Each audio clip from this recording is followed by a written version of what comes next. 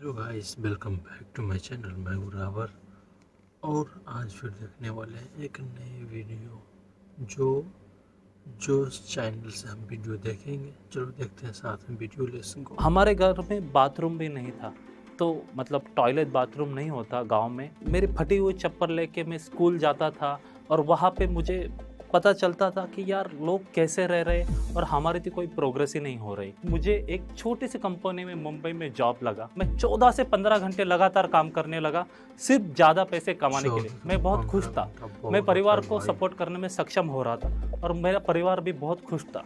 पर ये खुशी ज़्यादा देर तक नहीं टिकी। अब वीडियो का स्टार्टिंग चालू मैं होगा। सभी लोगों को जो इस प्लेटफॉर्म के माध्यम से एक सिंपल क्वेश्चन पूछना चाहता हूँ। अगर मैंने आपको 1 लाख रुपए दिए, उसमें 99 करोड़ 99 लाख रुपए आप ऐड कर सकते हो क्या? और मुझे लगता है जी हाँ, आप कर सकते हैं। अगर वो 1 लाख में अपनी मेहनत, आपका पैशन, आपका जोश ऐड करे तो आप एक एम्पायर खड़ा कर सकते हैं। हेलो दोस्तों, मैं Ganesh Kishan Varade, founder and CEO of Thinkitive Technology Private Limited. मैं यहाँ पे अपनी स्टार्टअप की जर्नी और उसके दौरान जो भी लर्निंग है वो बताने आया हूँ। थिंकिटिव एक छोटी सी फर्म जिसकी शुरुआत हम लोगों ने 1 लाख रुपए से की थी और उसका वैल्यूएशन अभी 100 करोड़ से भी ऊपर है। 100 और हमारी फैमिली करोड़ 250 एम्प्लॉय की बहुत बड़ी ऑर्गेनाइजेशन, स्टेबल ऑर्गेनाइजेशन बन चुकी है। मेरा जन्म एक छोटे से गांव कोनाम्बे में, वो महाराष्ट्र में एक नासिक जिले में छोटा सा गांव है, वहाँ पे हुआ था।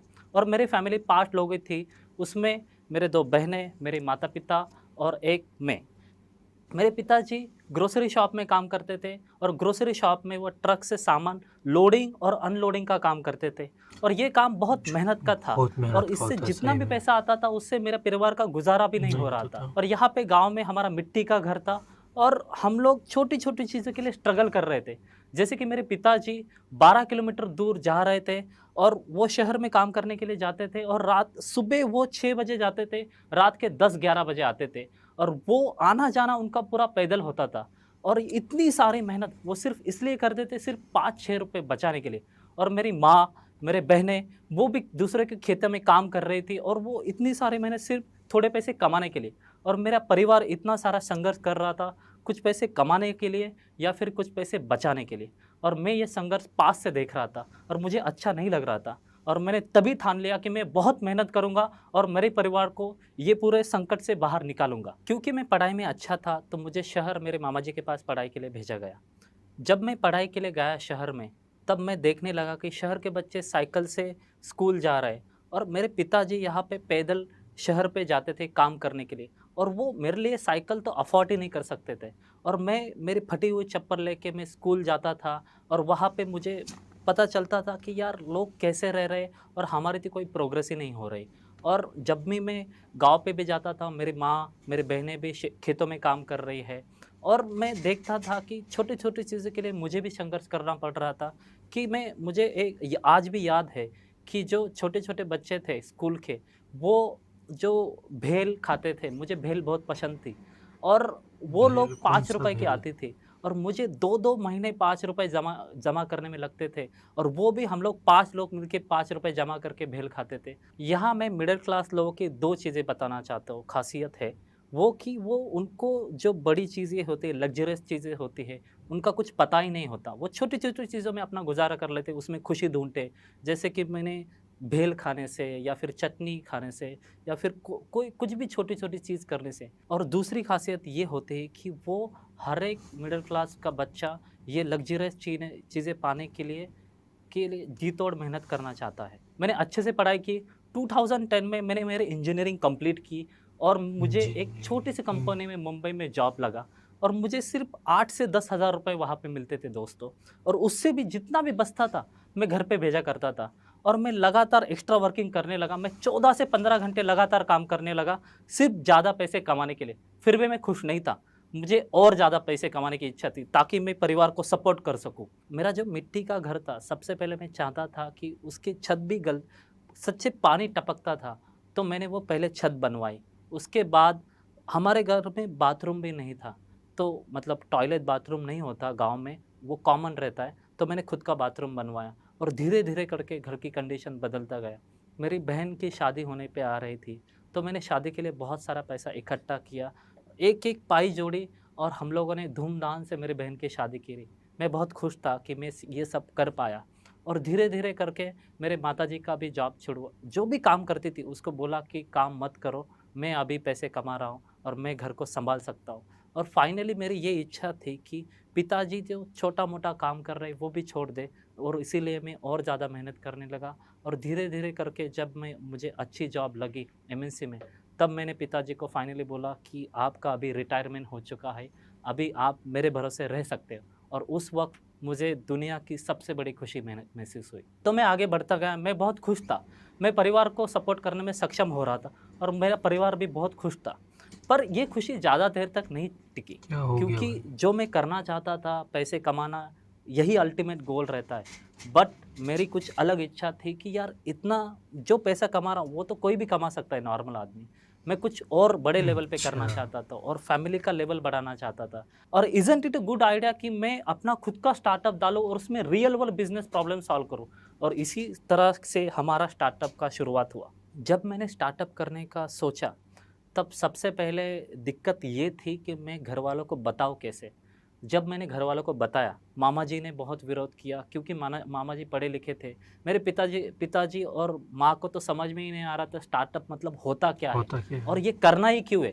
ये किसी ने भी किया नहीं हमारे जो परिवार ने, तो ऐसी चीज़ करना ही नहीं जिससे जिससे पैसे की अनसर्टेनिटी हो। उनके लिए तो पैसा कमाना ये एक ही जॉब होता है लाइफ में, और स्टार्टअप और कंपनी डालना ये बहुत बड़े लोगों की चीज़ें होती है, और ये बड़े लोगों की चीज़ें हम लोग कर ही नहीं सकते हैं। हम लोग मिडिल क्लास हैं, हम लोग बड़ा बन ही नहीं सकते।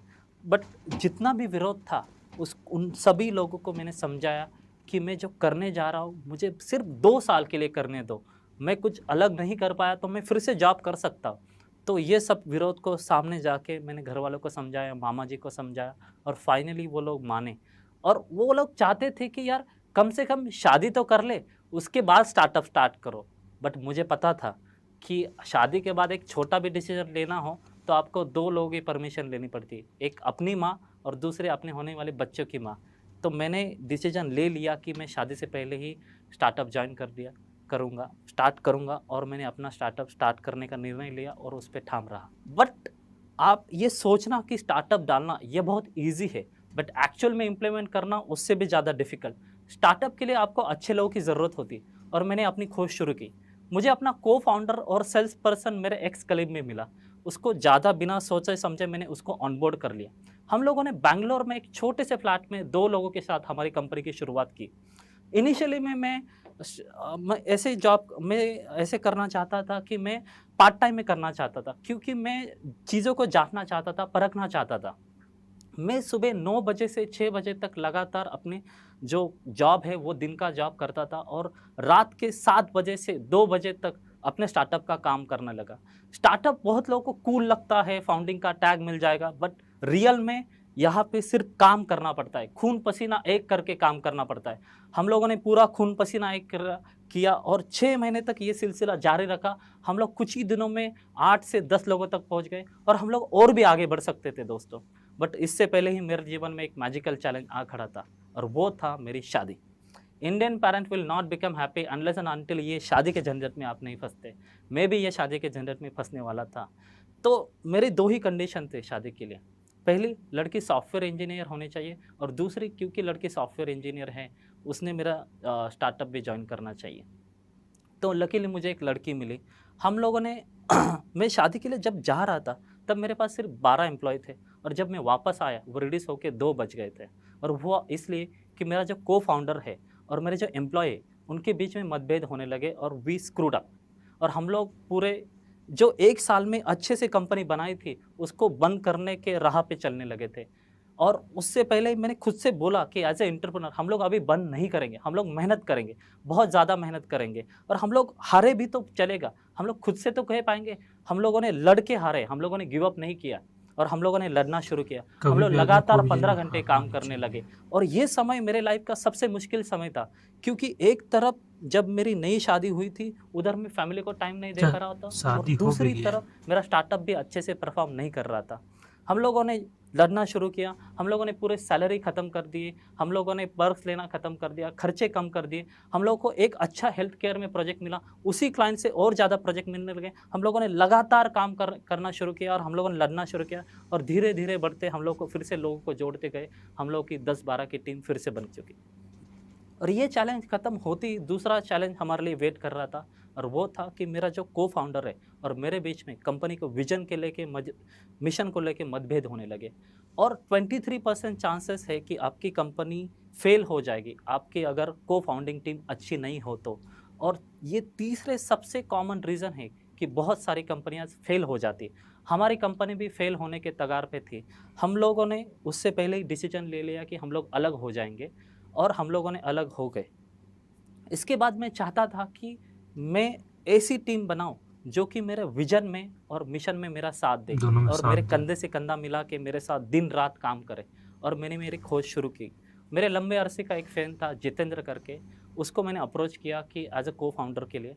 उसने मुझे मेरा सुझाव उसको अच्छा लगा। उसने कंपनी ज्वाइन करने के इरादे से लैपटॉप खरीदा, बट पहला साल उसने पूरा नेटफ्लिक्स देखने में गवा दिया। दूसरे साल वो काम करने की कोशिश कर रहा था। तीसरे साल मैंने उम्मीद ही छोड़ दी। बट एक दिन वो खुद आके बोला कि मैं कंपनी ज्वाइन करना चाहता हूँ। मैंने पूछा अभी क्यों? तो वो बोला कि मेरे ज़िंदगी में कुछ प्रॉब्लम चालू है, मैं इससे बाहर निकलना चाहता हूँ और मुझे स्टार्टअप अच्छा लग रहा है। तो आई वाज़ वेरी हैप्पी। दूसरा निशान, उसकी क्यूए की स्टार्टअप थी और उसकी क्यूए की स्टार्टअप और हमारी डेवलपमेंट की टीम बहुत अच्छी किलर कंपनी कॉम्बिनेशन बन सकती थी। उसको ये सुझाव अच्छा लगा और हम लोगों ने मर्ज किया। हम लोग को एक टेक्नोलॉजिकल बंदे की ज़रूरत थी जो कि हमारा टेक्नोलॉजी डिपार्टमेंट संभाले। और कौस्तुभ करके हमारा म्यूचुअल फ्रेंड था, वो टेक्नोलॉजी में बहुत अच्छा था और उसको मैंने बोला कि ज्वाइन करो। बट वो प्रोडक्ट पे काम कर रहा था और हम तहे दिल से तमन्ना कर रहे थे कि वो प्रोडक्ट का आइडिया छोड़ दे। और एक दिन आया, उसने अपना प्रोडक्ट का आइडिया छोड़ा और हमें ज्वाइन कर लिया।